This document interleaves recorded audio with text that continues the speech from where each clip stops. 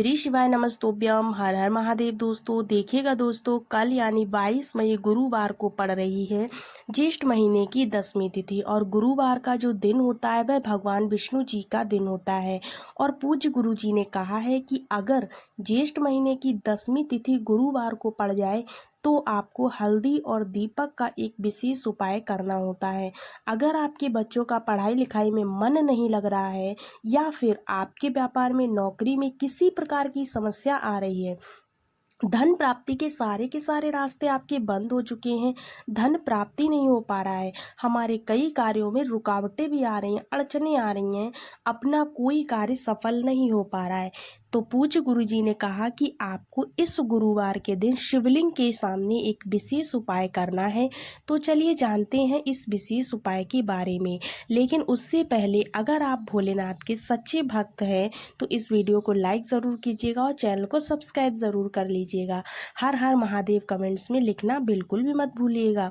देखिए ये वीडियो बहुत ही खास होने वाला है, क्योंकि इस वीडियो में हम लोग पूज्य गुरु जी द्वारा बताए गए बहुत खास उपायों के बारे में जानकारी जानने वाले हैं, जो गुरुवार 10वीं के दिन आपको ज़रूर करना चाहिए। पूज्य गुरु जी के अनुसार अगर आपके बच्चों की पढ़ाई लिखाई में मन नहीं लग रहा है, या फिर आप धन प्राप्त नहीं कर पा रहे हैं, या फिर आपके पास कोई कार्य नहीं है करने के लिए, आप बहुत ज़्यादा कार्य की तलाश में हैं, तो ये विशेष उपाय ज़रूर से करिएगा। लेकिन पहला उपाय बताने से पहले आपको एक छोटा सा कार्य अपने घर पर ज़रूर करना है।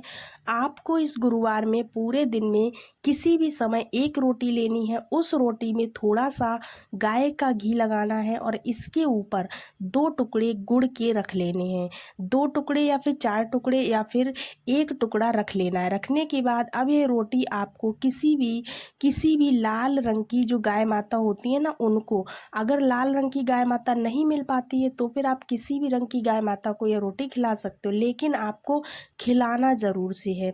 देखिए गुरुवार का दिन समर्पित होता है भगवान लक्ष्मी नारायण को, और इस दिन अगर हम कोई भी पीले रंग की सामग्री को किसी को भी समर्पित करते हैं ना दोस्तों, तो इससे भगवान विष्णु जो होते हैं वो हमसे बहुत ज़्यादा प्रसन्न होते हैं, हमारे कई समस्याओं को समाप्त भी कर देते हैं। इसीलिए आपको एक रोटी में घी लगा करके उसके ऊपर गुड़ के कुछ टुकड़े रख करके गाय माता को ज़रूर से खिलाना है। अब इसके बाद देखिएगा जानते हैं दोस्तों, इस गुरु उपाय जी के द्वारा लिए बताए आपको गए ले लेना पहले है खास एक उपाय लोटा के जल। बारे में। लोटा तावे का ले लीजिए और इसे पूरा जो है जल से भर लीजिएगा। इसमें जल आप अपने किचन से लीजिए, घर से भी नहीं बल्कि किचन से लीजिए।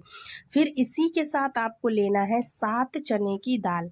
चने की दाल आप कहीं से भी खंडित नहीं लेंगे, टूटी हुई नहीं लेंगे, ठीक है ना, क्योंकि शिवलिंग में हम कोई भी सामग्री खंडित समर्पित नहीं कर सकते। और फिर इसी के साथ आपको एक स्टील का लोटा लेना है और इस लोटे में आपको थोड़ा सा कच्चा दूध मिला लेना है। 1 चम्मच या आधा चम्मच, जितना भी आपको कच्चा दूध मिल जाए ना, उतना आप इसमें मिला लीजिएगा। फिर इसी के साथ लोटे को आप जल से भर लीजिए। किससे भरेंगे? जल से। फिर इसी में आपको थोड़ा सा पीला चंदन मिलाना है। पीला चंदन यानी चंदन जो आप अपने घर में भगवान जी को अर्पित करते हैं, वही चंदन, अष्टगंध चंदन, जो भी आपके पास हो आप उसको मिला सकते हैं। साथ ही साथ आपको क्या करना है, किसी पात्र में आप जिसमें भी मिला रहे हैं, अगर आपके पास कोई पात्र नहीं है तो आप 1 टुकड़े या 2 टुकड़े गुड़ को मिला लीजिए इसमें, अगर चंदन नहीं मिल पा रहा है। अब ये सारी सामग्री लेकर आपको पहुंच जाना है शिव जी के पास। शिव जी का जो मंदिर हो वहां पर पहुंच जाना है। अब दोस्तों पूज्य गुरु जी ने कहा है कि यह उपाय आप इस गुरुवार में सुबह करना चाहें तो सुबह कर लें और शाम को करना चाहें तो शाम को कर लें। अब शिवालय पहुंचने के बाद आप सबसे पहले एक काम करेंगे, जिस पात्र में आप दूध का मिश्रण मिलाए हुए हैं उस पात्र से थोड़ा सा जल डाल करके आपको इस पर डाल करके आपको शिवलिंग पर समर्पित करना है। यानी थोड़ा सा चंदन जो है आप उसको गीला कर लें, और साथ ही साथ आपके पास में जो दाल है ना, दाल को थोड़ा सा गीला कर लीजिए। फिर इसके बाद ये 7 दाल के दाने आपको शिवलिंग के ऊपर समर्पित कर देने। बृहस्पति भगवान का स्मरण करते हुए आपको इसके बाद आप जो दूध वाला जल लेकर आए हैं उस जल को आपने, जिसमें अष्टगंध मिलाया हुआ है, चंदन मिलाया हुआ है, उस जल को आपको क्या करना है, जिसमें आपने या तो 2 टुकड़े मिलाए हुए हैं गुड़ के या फिर चंदन मिलाया हुआ है, जो भी चीज़ आपने मिलाई है इनमें से जो भी आपने मिलाया हो, इस लोटे वाले जल को आप शिवलिंग के ऊपर धीरे धीरे समर्पित करते जाएंगे और लगातार शिव महापुराण के मूल मंत्र श्री शिवाय नमस्तुभ्यं का आपको स्मरण करते रहना, या फिर ओम नमः शिवाय, इन दोनों में से किसी भी एक मंत्र का आपको स्मरण करते जाना। और फिर यह जो जल है समर्पित करने के बाद आप जलाधारी से जो जल नीचे की ओर गिरता है ना, उसको किसी भी छोटे से बर्तन में आपको ज़रूर से ले लेना है थोड़ा सा। उसके बाद आप चाहें तो इसी लोटे में थोड़ा सा जो आपने लोटा जल चढ़ाया है ना उसमें ही ले सकते हैं, या फिर किसी और अन्य पात्र में ले लीजिएगा। अब क्या करना है आपको, सबसे आखिर में आपके पास में जो 1 लोटा जल है ना, जो शुद्ध जल आप लेकर गए हैं, उस जल को आप धीरे धीरे करके शिवलिंग पर समर्पित करेंगे। और दोस्तों, ओम नमः शिवाय या फिर श्री शिवाय नमस्तुभ्यं, इन दोनों में से कोई भी मंत्र का जाप आपको करते रहना है।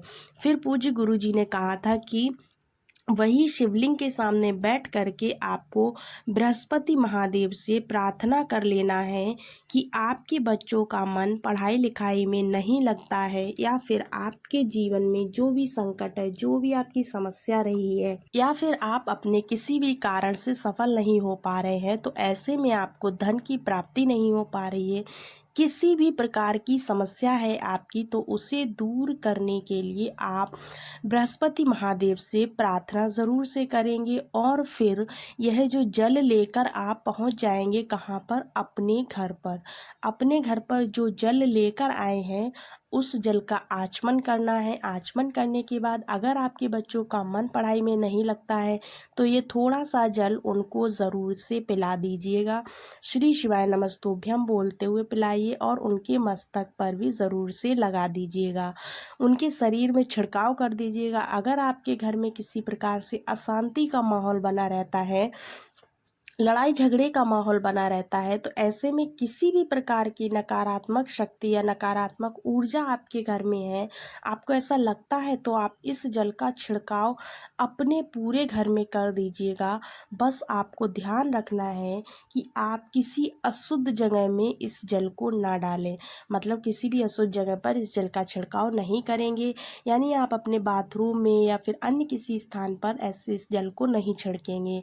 ये चीज़ का आपको ध्यान रखना। अगर आपके घर में धन का आगमन नहीं हो पा रहा है, माता लक्ष्मी आपके घर में प्रवेश नहीं कर पा रही हैं, व्यापार अच्छे से नहीं चल पा रहा है, तो फिर आपके घर से जो कमाने वाले व्यक्ति हैं ना, जो लोग नौकरी करते हैं या फिर बिजनेस पर जाते हैं, थोड़ा सा जल उनको आचमन करा दीजिए और उसके बाद में थोड़े से जल का छिड़काव उनके ऊपर कर दीजिए। ऐसा करने से, ऐसा करके अगर वो घर से निकलते हैं तो पूज्य गुरु जी ने कहा है कि अगर हम गुरुवार के दिन ये विशेष उपाय कर लेते हैं ना, तो ऐसे में हमारे जीवन में जो भी दिक्कतें, जो भी समस्याएं हैं ना, वो धीरे धीरे करके कम होती चली जाती हैं और हमें सुख शांति वैभव की प्राप्ति होने लगती है धीरे धीरे करके।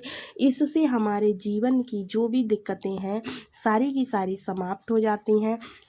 दोस्तों, ये जो उपाय है बहुत ही प्यारा सा उपाय है, बहुत ही कम समय में होने वाला है, तो आप ज़रूर से कीजिएगा और हमें कमेंट्स में ज़रूर बताइएगी कि आपको ये उपाय कैसा लगा।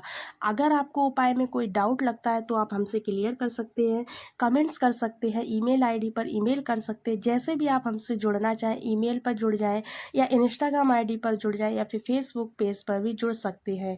सभी जगह पर हमारे चैनल का नाम शिव उपाय विद ऋचा ही है, आप उस पर जुड़ सकते हैं।